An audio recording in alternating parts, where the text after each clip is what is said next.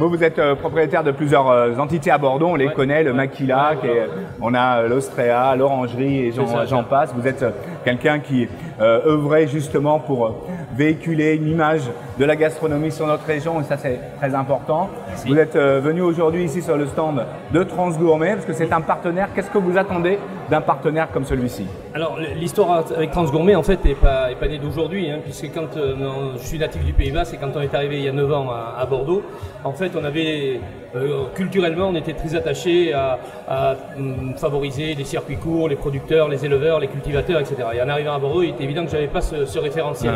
Donc à l'époque j'étais en cuisine et il est évident que mes premières années de cuisine, je continuais à avoir un achalandage très artisanal, je dirais, en allant sur les carreaux, le marché, etc.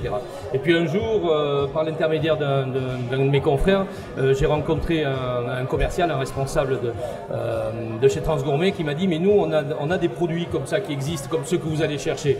Et au départ, c'est vrai que j'étais un petit peu sceptique et je n'y croyais que très peu en fait.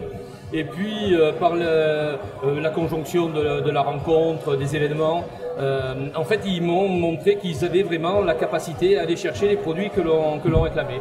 Donc, je les ai mis en défi, je les ai challengés, je leur ai dit, bon, ben, on va aller chercher tel morceau de viande avec leur partenaire Transgourmet, on va aller chercher tel fromage avec leur partenaire qui est une meilleure ouvrier de France, etc.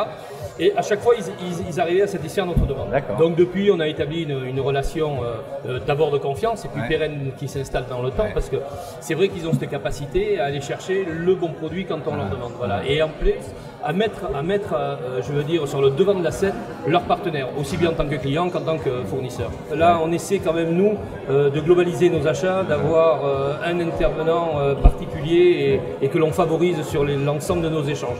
Et c'est vrai que Transgourmet, par exemple, pour citer notre dernier partenariat, c'est au niveau du vin et du champagne.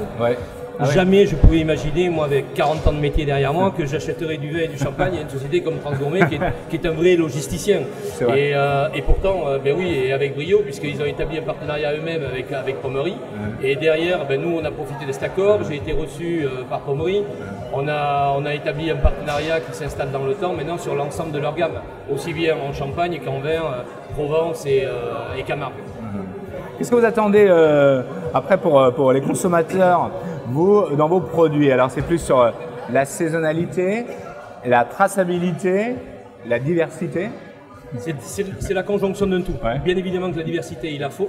La traçabilité, bien évidemment, aujourd'hui, c'est indispensable. On est d'ailleurs équipé d'un logiciel dans nos cuisines, d'un système qui s'appelle IPAC Hygiène, où on a la traçabilité du produit jusqu'à ce qu'il rentre dans nos cuisines et après dans sa transformation. Donc on sait exactement quel est l'intervenant sur la brigade de cuisine, que ce soit une brigade de 5, 10, 15 ou 20 personnes.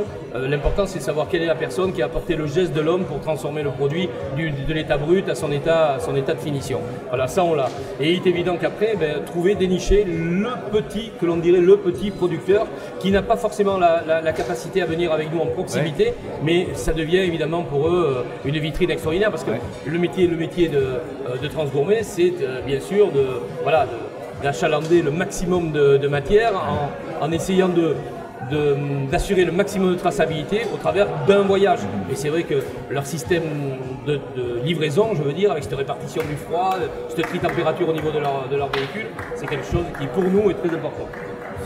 On a tous une phrase préférée dans notre vie, c'est quoi la vôtre?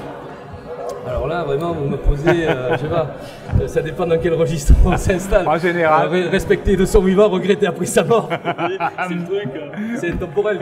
Merci. Parce que tout le monde n'est pas forcément reconnu à la valeur de ce qu'il fait, mais il faut continuer à s'inscrire dans ce challenge sur le temps. Bonne philosophie. Merci. Merci Eric d'être venu sur notre plateau. Merci à vous.